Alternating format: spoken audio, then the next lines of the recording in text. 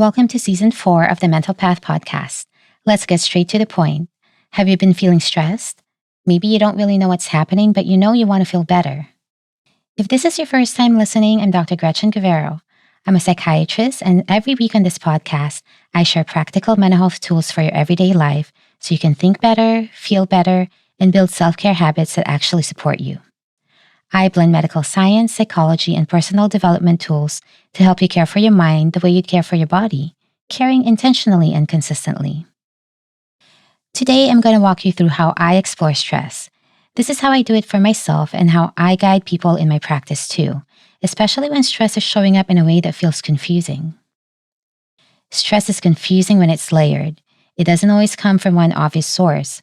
Sometimes there's a clear cause like a life change, an argument, a loss, an injury, a date, a job interview. But when stress shows up, it touches different parts of your life. That's why it's confusing. That's why it's hard to know where to start. So instead of trying to fix everything at once, I zoom out and look at 3 areas: physiology, psychology, and social or external factors. It helps me get a clear picture of what's actually happening, and then I can figure out what to do next.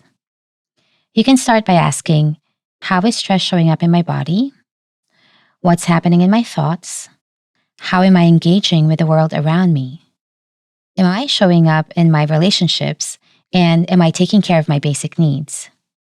You're not trying to analyze it all, you're just collecting information.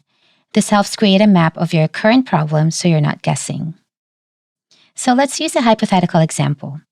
Let's say I'm the one who's feeling stressed. Here's the situation. I'm falling behind at work and I'm fighting with my partner more.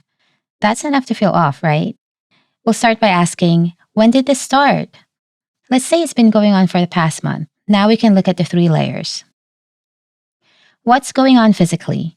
Well, I've been working long hours. I'm tired, not sleeping well. I'm in perimenopause, so I've also been having temperature issues and hormonal shifts. This angle alone tells me my energy levels are off and my physical health needs attention. And yes, your body and mind are connected. This stuff matters a lot. Next, socially and environmentally. Well, my clinic's been really busy. There have been more crisis cases lately, and I've taken on some side projects that have me working late into the night, so I am tired. I notice I've become more irritable, more sensitive to my interactions and other people's behaviors and comments. That tells me something's off in how I'm managing boundaries, recovery, and interaction. Finally, psychologically, work and relationships are core values for me, so when they don't feel good, I feel it so much. I start thinking I'm not a good enough partner, I'm losing excitement at work, I'm feeling overwhelmed and unmotivated to keep up with my tasks. You know, that belief I'm not good enough, that's a major stress amplifier. So we don't just notice it, we need to challenge it. One of my personal principles in how I problem solve and guide treatment is this: get clear on what the actual problems are.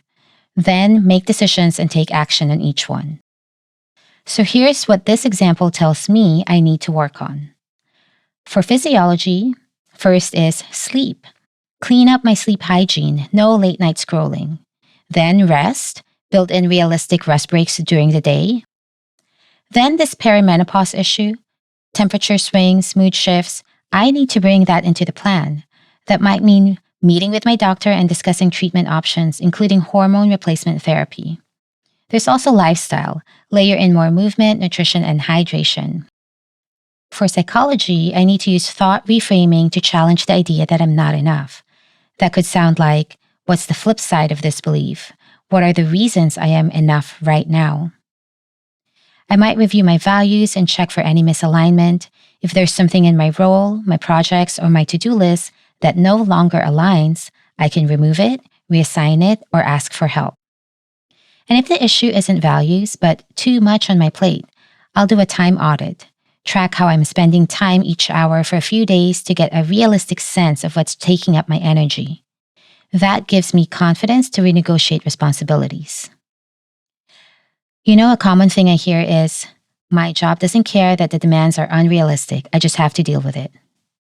Well, if that's true, and your supervisors or colleagues don't acknowledge how maxed out you are, then there might be a bigger decision to make, like having to create a practical exit plan. Finally, for environment and relationships, going back to our example, I'd have to look at how I'm communicating with my partner. Maybe part of the solution is also building more confidence to advocate for myself at work while also practicing better ways to reconnect at home. Both of these things matter and they influence each other.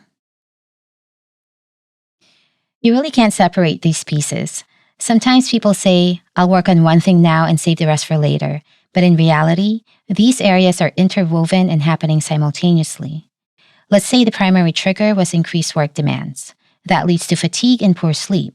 And because I'm depleted physically and emotionally, I'm snappier with my partner. He responds the same way, we fight, which stresses me out more. And since I'm in perimenopause, everything feels more intense.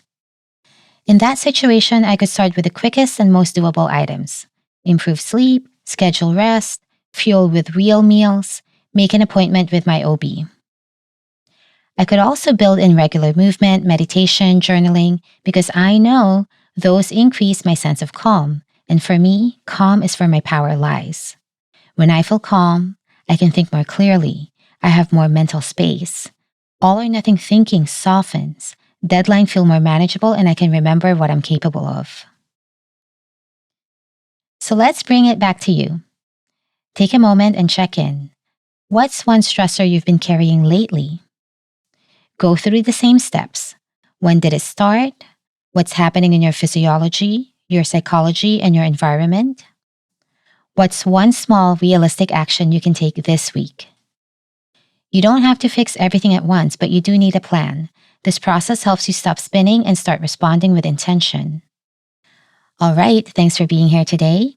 This season, we're going to keep building tools that help you reset your brain, rethink your habits, and take care of your energy. If this episode helped you organize what you've been feeling, share it with someone who's in that same place. And if you want to tell me what you're reflecting on after hearing this, message me. I always want to know what's coming up for you. Next week, we're diving into something a lot of high-functioning people experience, but don't always have words for. What do you do when you're emotionally numb, but still getting things done? You're showing up, you're productive, you're meeting expectations, but inside you feel nothing. We'll talk about what that actually means and how to start reconnecting with yourself when everything feels flat. Until then, take care of your calm, and I'll see you next time.